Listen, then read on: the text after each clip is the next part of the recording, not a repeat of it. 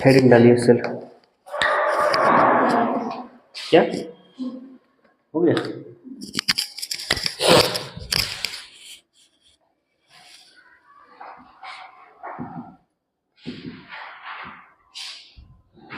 आज शुरू करें एक नया chapter, the cell.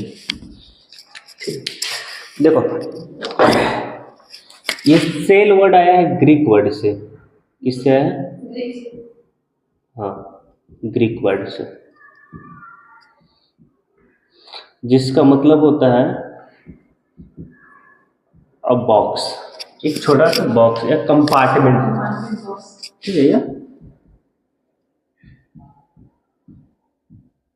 Compartment like structure. देखिए, कंपार्टमेंट बोलते हैं क्या कि ये जैसे स्ट्रक्चर है, तो इसके बीच में जो बॉक्स बन रहा है यही कंपार्टमेंट है। क्या ये? हाँ, तो सेल वर्ड इसी से आया है। मतलब दो चीज के बीच में पार्टीशन बना होगा तो कंपार्टमेंट बन जाएगा, तो सेल वर्ड यहाँ से उठ के आया है। ठीक, हमारे बॉडी में देखेंगे, एक नॉर्मल एडल्ट की बॉडी में लेते तो 1000+ ट्रिलियन सेल्स से हमारा शरीर बना हुआ है। कितना?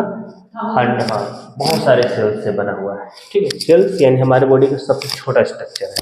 क्या? हमारे शरीर का सबसे छोटा स्ट्रक्चर है। ठीक, एक सेल से देखेंगे तो लाइफ स्टार्ट हो रहा था जैसे जायगोट, याद है? ठीक है, यहाँ से फिर सेल में डिवीजन होते होते पूरे बॉडी बनता है। और लास्ट क्लास में हम लोग पहले भी देखे थे कि सेल में अगर फंक्शन होगा तो वो बॉडी में फंक्शन दिखेगा, सेल में फंक्शन नहीं होगा तो बॉडी में फंक्शन नहीं दिखेगा। दैट मीन्स ये सेल स्ट्रक्चरल और फंक्शनल दोनों यूनिट है ना। सबसे छोटा अगर स्ट्रक्चर की बात कर लेते हैं ना तो एटम होता है, मैंने बताया था। और ये एटम बना होता है इलेक्ट्रॉन, प्रोटॉन और न्यूट्रॉन से। और एटम जब आपस में मिलेगा तो बनाएगा एलिमेंट्स। जो पीरियोडिक टेबल में देखते हैं ना एलिमेंट्स, वो ये आपस में मिलेगा तो बनाएगा मॉलिक्यूल्स। और मॉलिक्यूल्स आपस में मिलकर बनाता है ऑर्गेनेल या फिर सेल। ये दोनों ऑर्गेनेल क्या होता है ये अभी हम डिस्कस करेंगे। अगर एक सेल की बात कर ले तो एक सेल को अगर हम माइक्रोस्कोप के अंदर देखेंगे तो जनरली उसमें 3 स्ट्रक्चर दिखेगा। सबसे बाहर एक पतला सा लेयर, अंदर एक फ्लूइड वाला मटेरियल और उसके अंदर एक बड़ा सा स्ट्रक्चर। ठीक, ये ऑर्गेनेल्स का मतलब समझ लीजिए।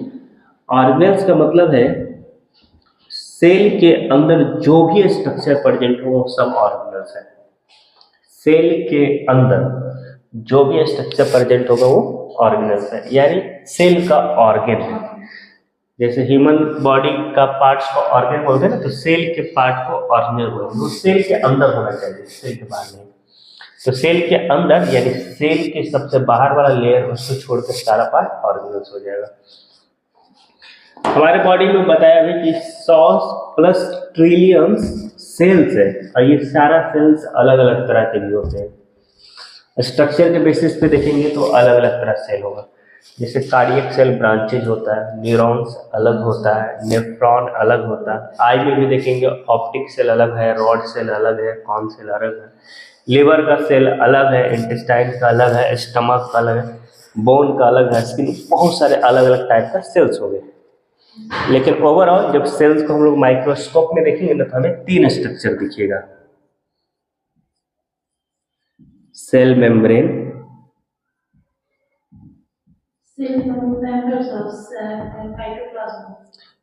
साइटोप्लाज्म और न्यूक्लियस। ये पहले पढ़े थे क्या?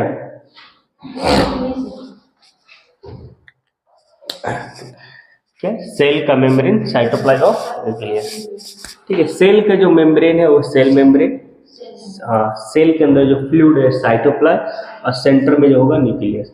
एक सेल को रफ डायग्राम देखेंगे तो कुछ इस तरह से दिखेगा। ठीक, अलग अलग शेप होगा, एक ओवल शेप लिया हूँ। सेंटर में एक बड़ा सा स्ट्रक्चर दिखेगा, ये न्यूक्लियस हो जाएगा। सेंटर में बड़ा सा स्ट्रक्चर दिख रहा है, ये न्यूक्लियस है। इसके अंदर एक फ्लूइड है जैसे साइटोप्लाज्म, ठीक है, साइटो। ये साइटो वर्ड आया है साइटोन से, दैट मीन्स सेल से रिलेटेड है। अब प्लाज्मा वर्ड आया है प्लाज्मा से। अब प्लाज्मा का मतलब होता है फ्लूइड, ठीक है। मेम्ब्रेन झिल्ली, सेल के मेम्ब्रेन को सेल मेम्ब्रेन, ठीक है। और सेंटर में जो स्ट्रक्चर है वो न्यूक्लियस। तो न्यूक्लियस मैंने बताया था कि सेल के अंदर जो भी स्ट्रक्चर प्रेजेंट हो वो सब न्यूक्लियस है, सारा ऑर्गेनेल्स है। तो न्यूक्लियस भी एक तरह का क्या है, ऑर्गेनेल है। ऑर्गेनेल, ऑर्गन नहीं, ऑर्गेनेल, ठीक है। ये ऑर्गन में लगा हुआ है, ऑर्गेनेल, ठीक है। और सेल के जो सबसे बाहर वाला ये पतला सा लेयर है, that is membrane. Cell membrane को हम लोग प्लाज्मा मेम्ब्रेन भी कहते हैं। क्या कहते हैं, मेम्ब्रेन। प्लाज्मा मेम्ब्रेन कहने के रीजन है क्योंकि जो सेल के अंदर साइटोप्लाज्म है, इसका भी ये बाहर वाला झिल्ली की तरह काम कर रहा है, इसलिए इसे प्लाज्मा मेम्ब्रेन भी कहते हैं। नहीं समझे? सेल के अंदर जो साइटोप्लाज्म है, तो साइटोप्लाज्म का मेम्ब्रेन भी प्लाज्मा मेम्ब्रेन या फिर सेल का मेम्ब्रेन सेल मेम्ब्रेन। ये वर्ड अलग हो जा रहा है लेकिन दोनों एक ही चीज है, ठीक है। सेल के मेम्ब्रेन का बात करेगा तो सेल मेम्ब्रेन बोल देगा, प्लाज्मा का बाहर का लेयर का बात करेगा तो प्लाज्मा मेम्ब्रेन बोलेगा, दोनों एक ही है। तो जब हम लोग माइक्रोस्कोप के अंदर सेल को स्टडी करेंगे, हाँ, माइक्रोस्कोप के अंदर जब सेल को स्टडी करेंगे तो इतने सारे चीज दिखेंगे। स्पेलिंग गलत हो गया। माइक्रोस्कोप के अंदर जब सेल के अंदर स्टडी करेंगे तो सेल का लेयर दिखेगा, सेल का फ्लूइड दिखेगा और न्यूक्लियस दिखेगा। और जब लाइट माइक्रोस्कोप में देखेंगे तो साइटोप्लाज्म में बहुत सारे और भी स्ट्रक्चर दिखेगा। क्या? साइटोप्लाज्म में बहुत सारे और भी स्ट्रक्चर दिखेगा, जैसे माइटोकॉन्ड्रिया, राइबोसोम, लाइसोसोम, ये सब बहुत सारा ऑर्गेनेल्स है। तो कहने का मतलब है कि हम लोग 3 पार्ट में इसे स्टडी करेंगे। एक सेल के मेम्ब्रेन अलग, साइटोप्लाज्म अलग, और साइटोप्लाज्म में जो स्ट्रक्चर दिखता है ऑर्गेनेल्स वो इसी के साथ, और लास्ट में हम लोग न्यूक्लियस। तो पूरा सेल की स्टडी हो जाएगा। जितने सारे सेल है हमारे बॉडी में, सब में ये 3 स्ट्रक्चर दिखेगा, एक छोड़कर, आरबीसी को छोड़कर। आरबीसी नॉन न्यूक्लिएटेड सेल है। कैसा? नॉन न्यूक्लिएटेड, यानी इस आरबीसी के पास न्यूक्लियस नहीं होता है। यही कारण है कि आरबीसी 120 दिन ही हमारे शरीर में जिंदा रहता है। हाँ, आरबीसी का लाइफ हमारे शरीर में 120 दिन है। 120 दिन के बाद रेड ब्लड सेल डेड हो जाता है, स्प्लीन में स्टोर हो जाता है। यानी हर एक 120 दिन के बाद नया आरबीसी बनते जाता है। समझे? आरबीसी के पास सिर्फ न्यूक्लियस नहीं, बाकी सबके पास न्यूक्लियस दिखेगा। अरे समझ में मेरी बात?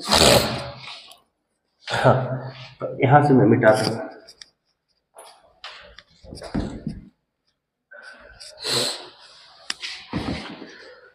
तो एक लाइन लिख सकते हैं कि सेल हमारे बॉडी का smallest structural and functional unit है।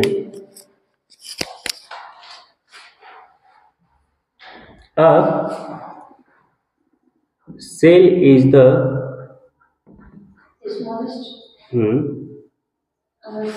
smallest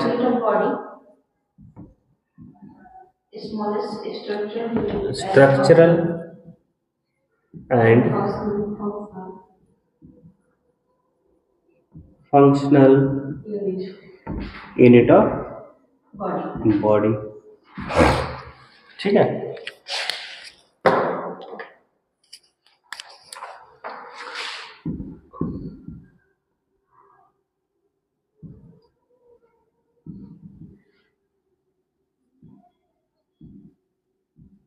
adult human body contain about 1000 trillions of cells. 100 plus trillion है। यहाँ तक क्लियर?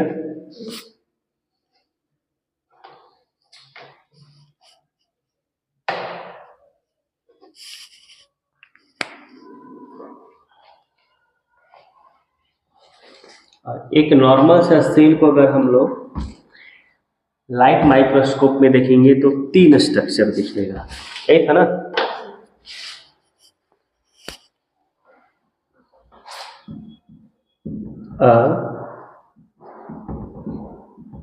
टिपिकल खत्म हो गया।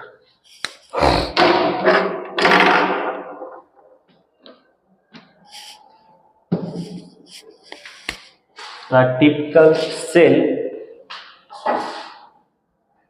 as seen under light microscope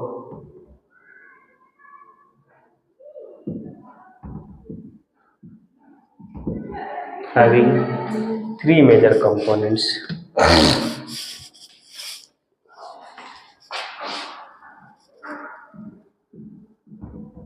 Consist of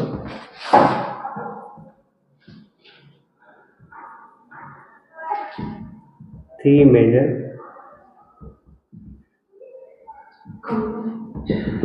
components. कौन सा? सेल मेम्ब्रेन,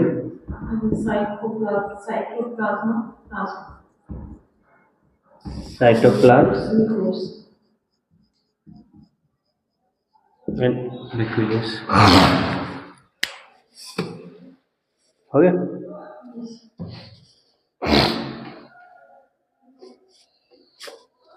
इधर हो गया?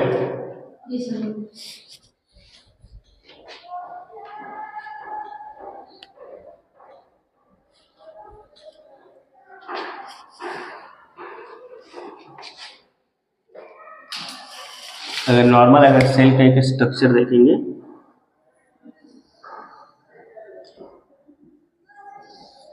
तो ये स्ट्रक्चर दिखेगा, अंदर में फ्लूइड होगा,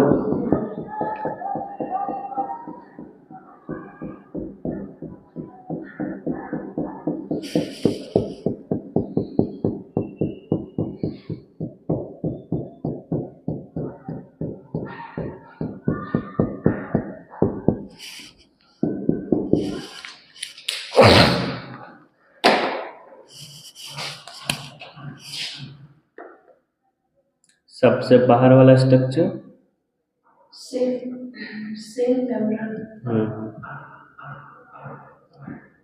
सेल मेम्ब्रेन, ये स्ट्रक्चर न्यूक्लियस, अंदर जो फ्लूइड है वो साइटोप्लाज्म है ना।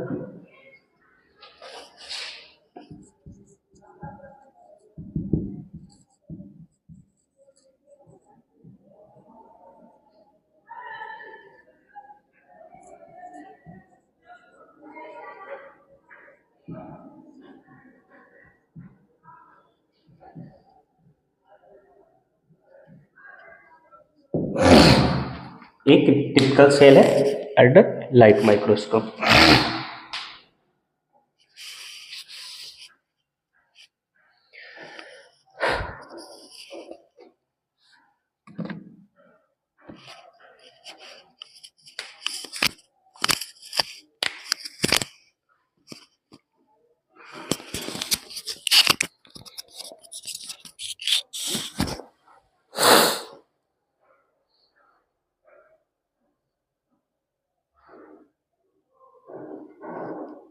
आगे बढ़े,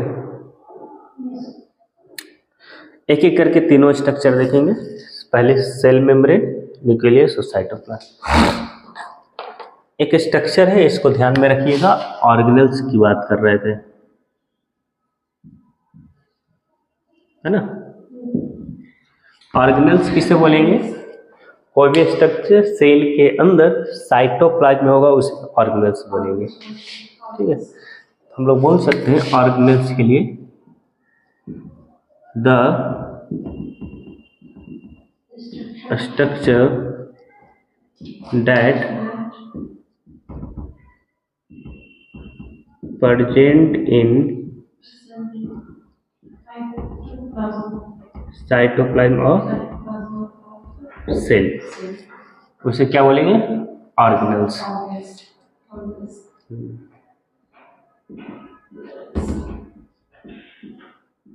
is known as organelles. Example पे हो गया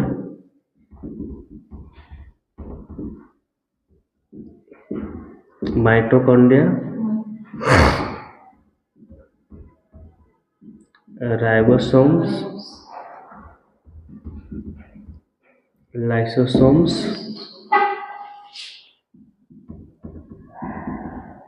न्यूक्लियस,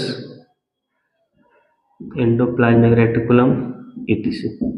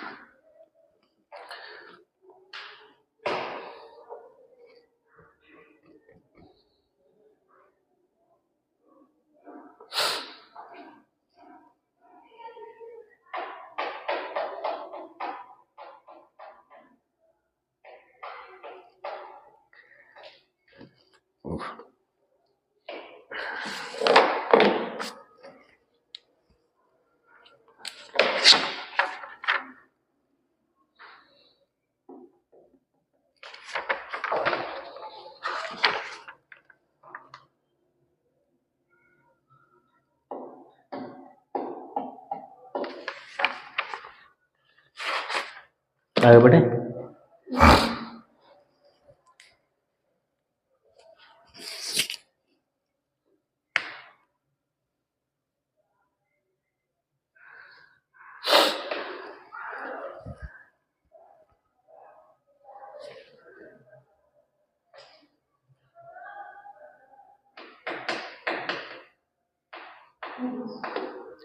चलिए शुरू करते हैं सेल मेम्ब्रेन। सबसे फर्स्ट स्ट्रक्चर सेल मेम्ब्रेन का।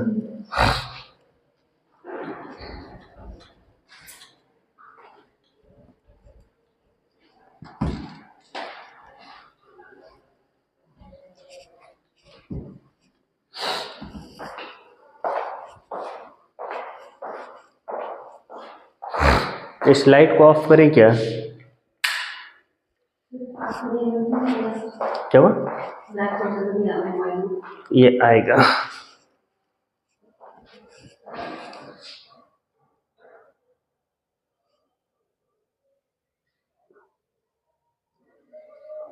इससे बेहतर आपको दिख रहा है? रियली?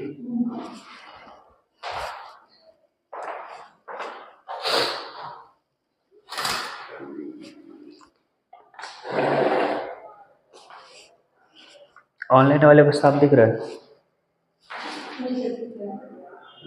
काफी है। चलिए सेल।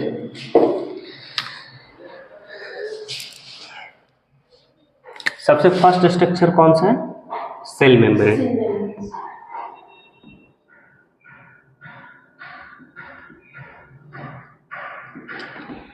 सेल मेम्ब्रेन क्या है? सेल के सबसे बाहर वाला लेयर है। क्या?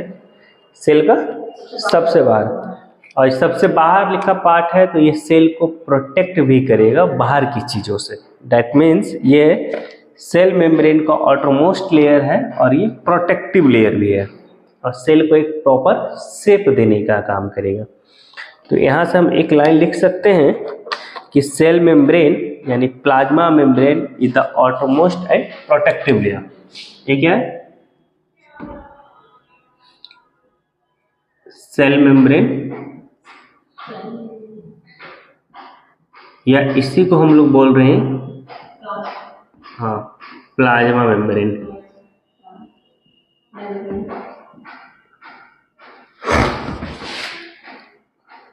Is outermost and protective layer।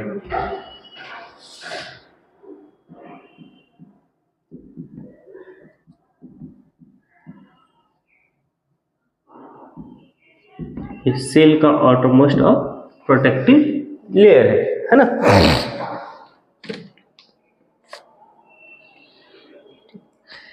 ये सेमी परमेबल मेम्ब्रेन भी है।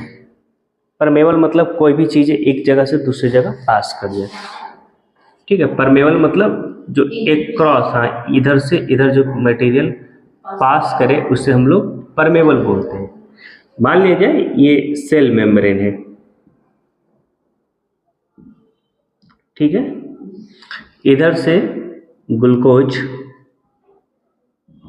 या ऑक्सीजन या प्रोटीन या ड्रग्स, कोई भी चीजें इस मेम्ब्रेन को क्रॉस कर रहा है तो ये मेम्ब्रेन परमेबल मेम्ब्रेन हो जाएगा।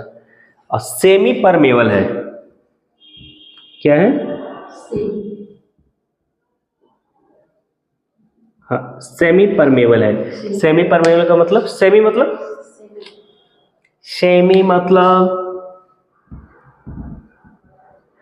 हाफ, सेमी का मतलब हाफ। तो सेमी परमेबल है मतलब सारी चीज क्रॉस नहीं करता है, कुछ कुछ चीजें क्रॉस करेगा। मान लीजिए इस सेल का अंदर वाला पार्ट है,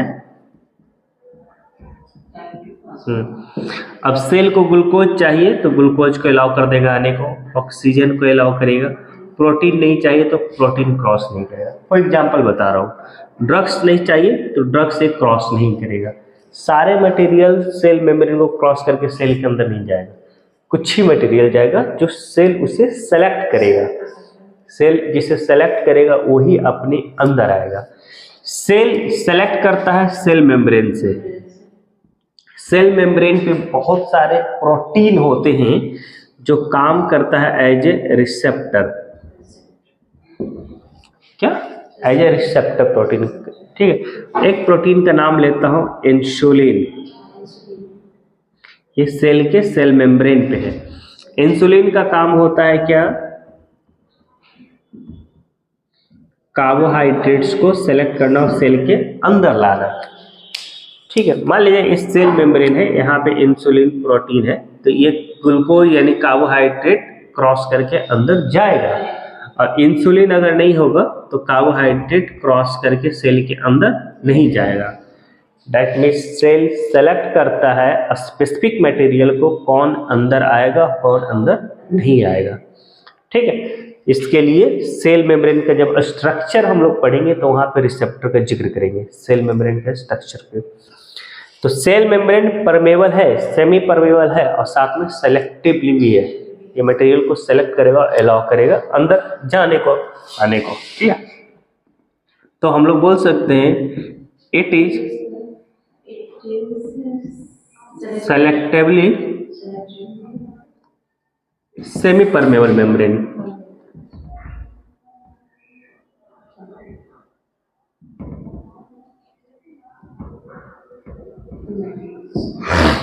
यहां तक clear? Selectively semi permeable membrane, ये लिखते जाइए जो जो जरूरत है।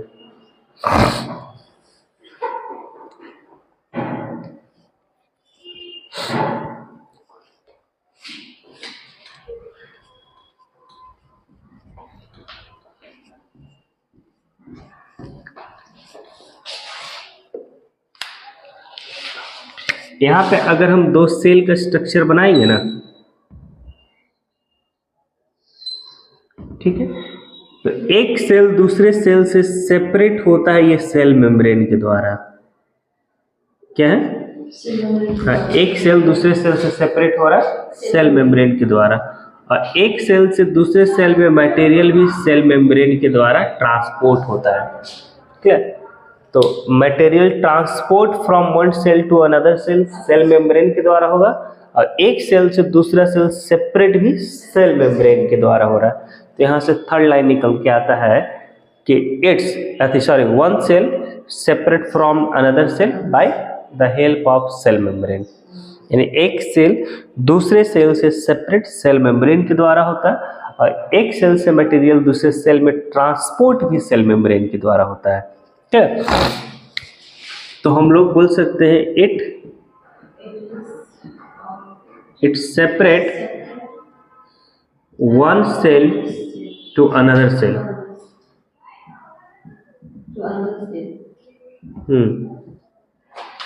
and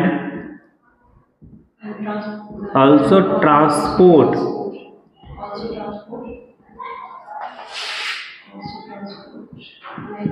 materials from one cell and it's also involved in transportation होगा, also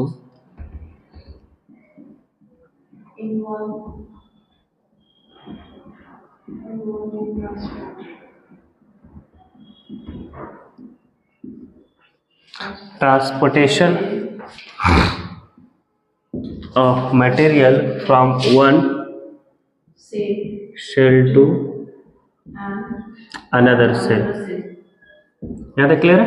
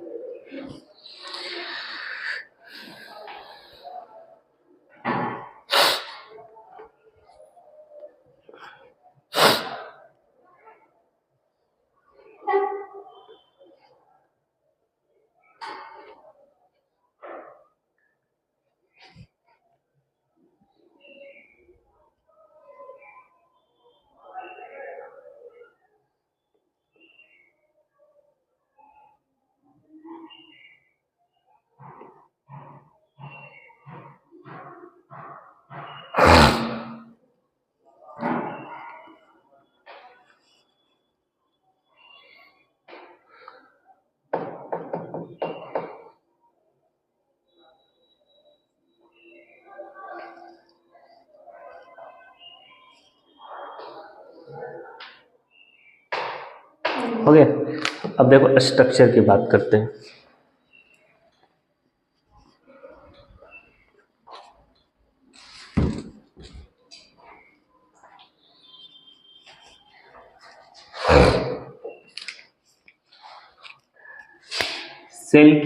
सेल मेम्ब्रेन के स्ट्रक्चर की बात करते हैं।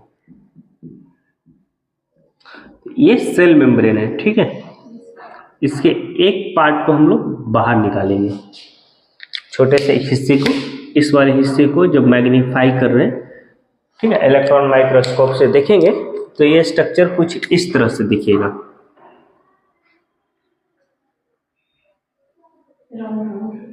नहीं,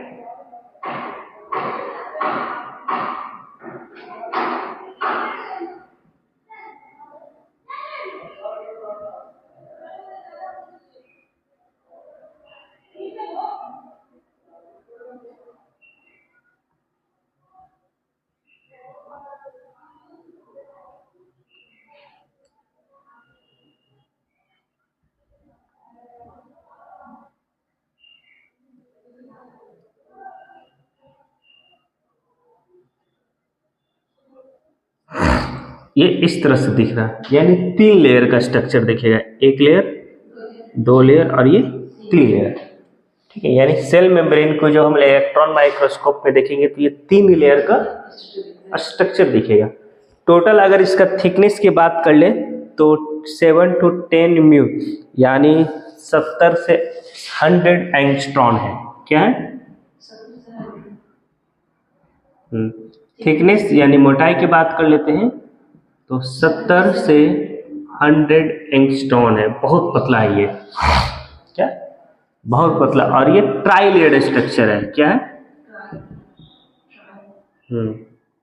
try layered structure. Try layered का मतलब 3 लेयर का बना होता है, फास्फेट, लिपिड एंड फिर फास्फेट। ये फास्फेट, ये लिपिड और फिर फास्फेट। क्या? फास्फेट फास्फोट से बनता है, फिर उसके बाद लिपिड है और फिर फास्फेट है। और इसमें बहुत सारे प्रोटीन होते हैं। क्या होता है? हाँ, इसमें बहुत सारे हम लोग को प्रोटीन से दिखेगा। और सेल के ये जो सरफेस है इस पे बहुत सारे कार्बोहाइड्रेट दिखेगा। क्या दिखेगा? बहुत सारे कार्बोहाइड्रेट्स दिखेगा। देखो, ये सेल के अंदर का हिस्सा,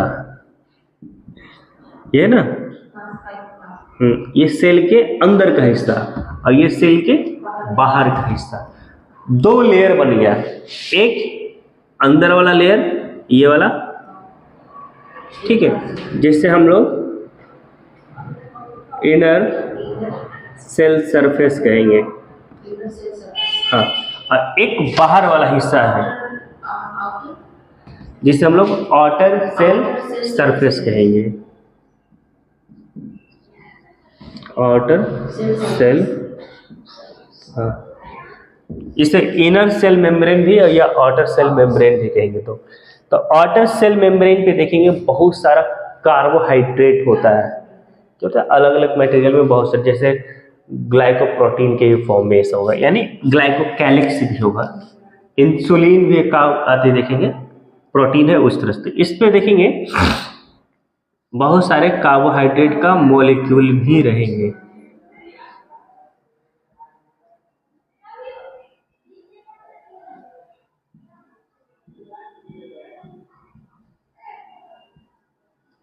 इस तरह से बहुत सारे इस पे कार्बोहाइड्रेट का जहाँ था मॉलिक्यूल भी दिखेगा। कार्बोहाइड्रेट का दूसरा नाम है सैकराइड्स। ठीक है, कार्बोहाइड्रेट का दूसरा नाम है सैकराइड्स। यहाँ तक समझ में आई? ठीक है, इसी को हम लोग मोजाइक मॉडल कहते हैं। मोजाइक का मतलब हो गया क्या कि एक फ्लूइड है पानी की तरह, उसमें कुछ रॉक्स धंसे हुए होंगे। आपने वैसा फर्श देखा होगा जिसमें फर्श में पत्थर लगा दिया जाता है, वो मोजाइक मॉडल फर्श होता है, यानी एक फ्लूइड है उसमें धंसा हुआ है। तो ये बीच वाला ये है ना, ये लिपिड है, फ्लूइडी मटेरियल है, और इसमें इधर से और इधर से प्रोटीन और कार्बोहाइड्रेट धंसा हुआ है। इसमें इधर से और इधर से प्रोटीन और कार्बोहाइड्रेट धंसा हुआ है।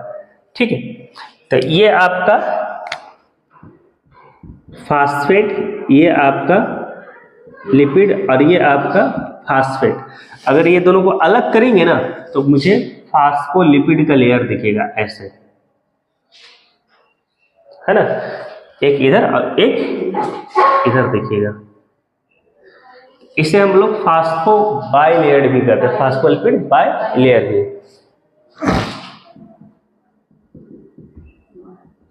बाई लेयर ऑफ फास्फोलिपिड भी कहते हैं। अगर सेल मेम्ब्रेन को बाई लेयर कह रहा है तो भी सही है, और ट्राई लेयर कह रहा है तो भी सही है। 3 लेयर समझ में आ गया? बाई लेयर देखो, फास्फेट और लिपिड दोनों को जब वर्ड को मर्ज किया तो फास्फोलिपिड बना। फास्फेट और प्लस लिपिड को मर्ज किया तो फास्फोलिपिड बना। ये तो ये फास्फोलिपिड का 2 लेयर है, एक फास्फोलिपिड इधर और एक फास्फोलिपिड इधर। ये फास्फेट और ये लिपिड है, ये लिपिड है और ये फास्फेट है। अब 3 लेयर कर रहे थे तो एक लेयर ये था, दूसरा लेयर फास्फेट का था, तीसरा लेयर लिपिड का था। लेकिन 2 लेयर करेंगे तो फास्फोलिपिड का एक लेयर और फास्फोलिपिड का एक लेयर। तो कहीं कहीं पे लिखेगा कि ये सेल मेम्ब्रेन फास्फोलिपिड का 2 लेयर है, तो हाँ सही है। लिपिड, फास्फेट और फास्फेट का 3 लेयर है, फास्फेट, लिपिड और फास्फेट का 3 लेयर है तो भी सही है। 3 लेयर भी सही है और 2 लेयर भी सही। समझ में आया कैसे? इसमें देखो, अगर एक यूनिट को हम बाहर निकालेंगे ना तो इसमें 2 चीज दिखता है। ये वाले पोर्शन को बोलते हैं हेड, हाँ, और ये वाले पोर्शन को बोलते हैं टेल। यानी ये पोर्शन टेल है और ये पोर्शन हेड है। हेड बना है फास्फेट से और टेल बना है लिपिड से। हेड बना है किससे? फास्फेट से और टेल बना है लिपिड से। हेड वाला पोर्शन हाइड्रोफोबिक होता है और टेल वाला पोर्शन हाइड्रोफिलिक होता है। एक वाटर को एक्सेप्ट करता है, एक वाटर को रिपेल करता है। क्या लिखा है?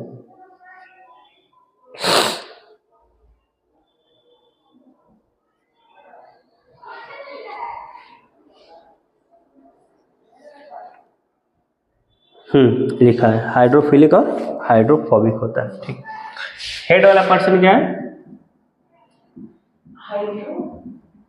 हाइड्रोफिलिक है और टेल वाला पर्सन है हाइड्रोफोबिक। यानी ये वाटर को रिपेल करेगा और ये वाटर को एक्सेप्ट करेगा। हाइड्रोफोबिया एक बीमारी होती है, लोगों को पानी से डर लगता है। हाँ, ये हाइड्रा ये सब रिलेटेड है वाटर से। किससे रिलेटेड? वाटर से। तो ये हाइड्रोफोबिक है। फोबिक का मतलब होता है डर। ये पानी को अपने पास नहीं आने देगा। और ये हाइड्रोफिलिक है, ये वाटर को अपने पास आने देगा। ठीक है। यानी हेड इसका हाइड्रोफोबिक नेचर का होता है, हाइड्रोफिलिक नेचर का होता है, और टेल इसका हाइड्रोफोबिक नेचर का होता है। याद रखिए। और इस पर बहुत सारे प्रोटीन और कार्बोहाइड्रेट होते हैं। अगर स्ट्रक्चर की बात कर ले तो सेल मेम्ब्रेन में देखेंगे तो प्रोटीन अप्रॉक्स 55% है।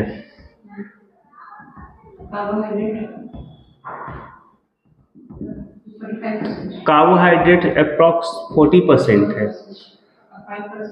लिपिड्स और लिपिड्स अप्रॉक्स 5% है। नहीं, मैं गलत बोल रहा हूँ। लिपिड है 40% और कार्बोहाइड्रेट है 5%। कितना है कार्बोहाइड्रेट? 5%। तो एक सेल मेम्ब्रेन में देखेंगे तो सबसे ज्यादा हम लोग को प्रोटीन ही दिखेगा। ठीक है। अब देखो प्रोटीन दो तरह के होंगे। एक सेल के अंदर, जैसे ये भी प्रोटीन है, ये भी प्रोटीन है ना, ये भी प्रोटीन है।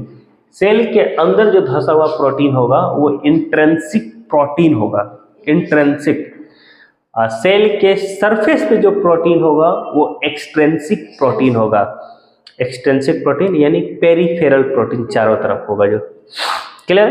तो सेल के सरफेस पे जो प्रोटीन होगा वो एक्सट्रिंसिक प्रोटीन और सेल के अंदर जो प्रोटीन होगा वो इंट्रिंसिक प्रोटीन। ठीक है। यानी सेल मेम्ब्रेन की बात कर रहे हैं। तो यहाँ पे भी प्रोटीन दो तरह के हो गया। हाँ, इंट्रिंसिक और एक्सट्रिंसिक। एक्सट्रिंसिक मतलब एक्स का मतलब बाहर और इन का मतलब अंदर। तो अंदर जो एम्बेडेड होगा प्रोटीन इंट्रिंसिक प्रोटीन और बाहर जो होगा वो एक्सट्रिंसिक प्रोटीन है। यहाँ तक क्लियर है? आ रही समझ में? इसमें से जो लिखना है लिखो या फिर मोबाइल निकालिए, पिक क्लिक करो, बेहतर है।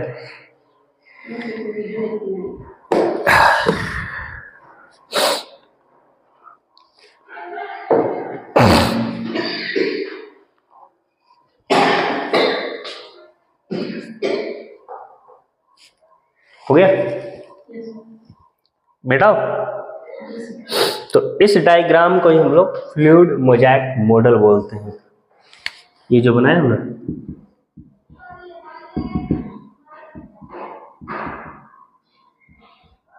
Diagram of fluid mosaic model. किसका? सेल मेम्ब्रेन का।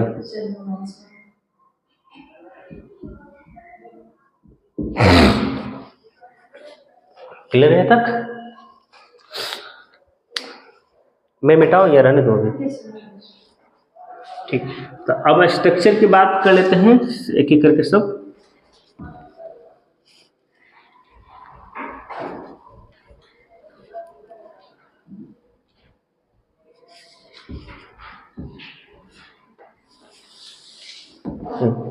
इसका थिकनेस कितना था? नहीं, थिकनेस 70 to 100 एंगस्ट्रॉम। और ये क्या है? ट्राइलेड है, ट्राइलेड ऑफ फास्फेट एंड लिपिड। और 2 लेयर भी है। बाइलेड किसका है? नहीं, फास्फोलिपिड।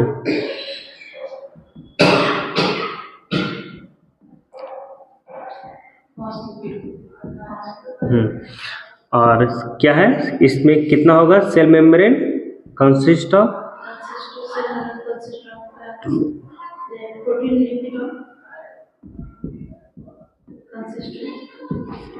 प्रोटीन कितना?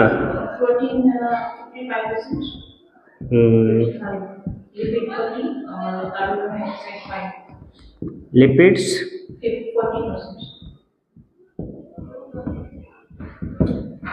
कार्बोहाइड्रेट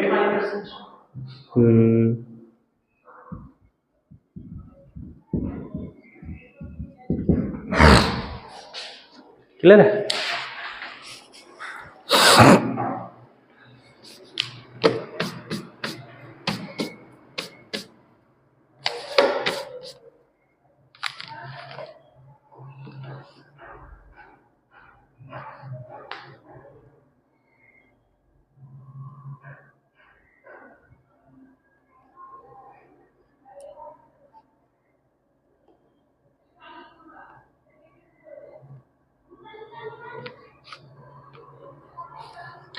एक एक करके देख लेते हैं। प्रोटीन, फिर उसके बाद क्या है? कार्बोहाइड्रेट और lipid.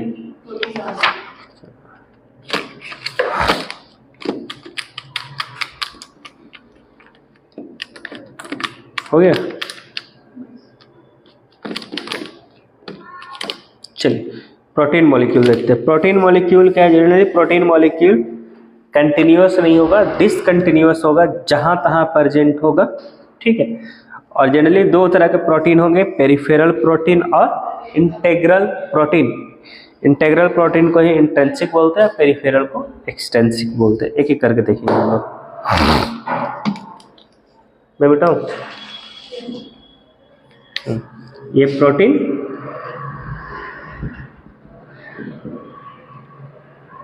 Integral protein,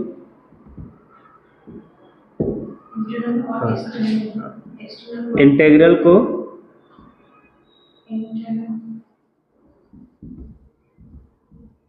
intrinsic protein और एक्सट्रिंसिक प्रोटीन।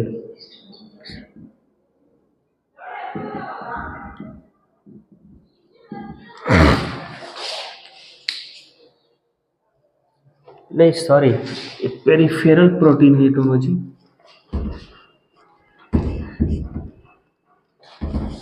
यहाँ पे गलती हो गया। ये पेरिफेरल प्रोटीन का 2 टाइप है, जो सेल के चारों तरफ रहता है ना। हाँ, ये अंदर होगा और एक्सट्रिंसिक ये क्या होगा? बाहर होगा। और पेरिफेरल प्रोटीन का मतलब है चारों तरफ जो होगा, सेल मेम्ब्रेन के चारों तरफ जो देखने को मिलेगा, है ना। और एक और प्रोटीन का बात है इंटेग्रल। इंटेग्रल प्रोटीन में बहुत सारे प्रोटीन आ जाएंगे, जैसे रिसेप्टर,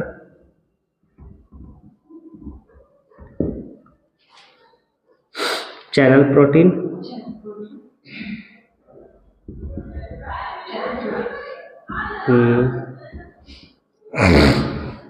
रोटेटिंग प्रोटीन,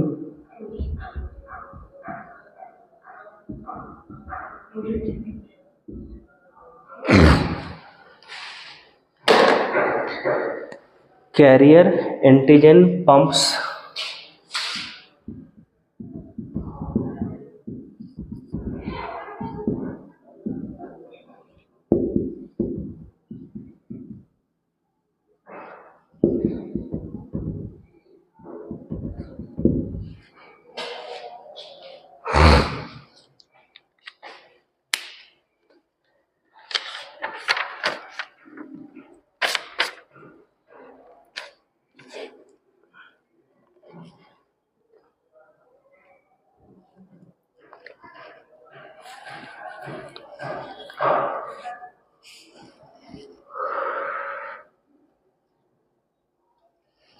हो गया।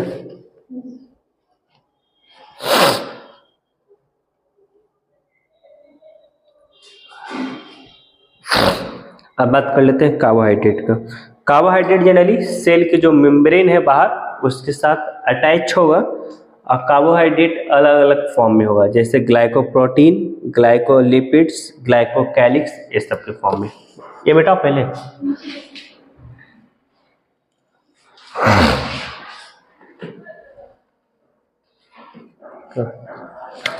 जैसे हम लोग सेल के इस सरफेस पे देखेंगे तो बहुत सारे कार्बोहाइड्रेट होंगे, ठीक है, ये इस तरह से कार्बोहाइड्रेट होंगे। कार्बोहाइड्रेट किसी दूसरे के साथ भी अटैच होगा, जैसे ग्लाइकोप्रोटीन एक एग्जांपल लिया, जिसमें ग्लाइकोजन और प्रोटीन अटैच है, जैसे ग्लाइकोलिपिड, इसमें ग्लाइकोजन और लिपिड्स अटैच है। इसी तरह से होंगे ग्लाइकोकैलिक्स, क्या ग्लाइकोकैलिक्स वो अलग चीज है, मतलब ग्लाइकोकैलिक्स इसमें कार्बोहाइड्रेट का एक टाइप है जो सेल के मेम्ब्रेन पे अटैच्ड होगा, ठीक है। तो यहाँ पे कार्बोहाइड्रेट का अगर बारे में देखेंगे तो अटैच टू सेल मेम्ब्रेन,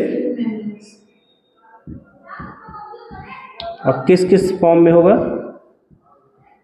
तो ग्लाइकोप्रोटीन के फॉर्म में होगा, यानी ग्लाइकोजन और प्रोटीन मिला हुआ एक साथ दिखेगा। ग्लाइकोलिपिड के फॉर्म में होगा, ग्लाइकोजन और लिपिड्स मिला हुआ रहेगा। ग्लाइकोकैलिक्स होगा, ग्लाइकोजन और कार्बोहाइड्रेट आपस में मिला हुआ दिखेगा, ठीक है। तो ये सेल के मेम्ब्रेन पे राइट हो।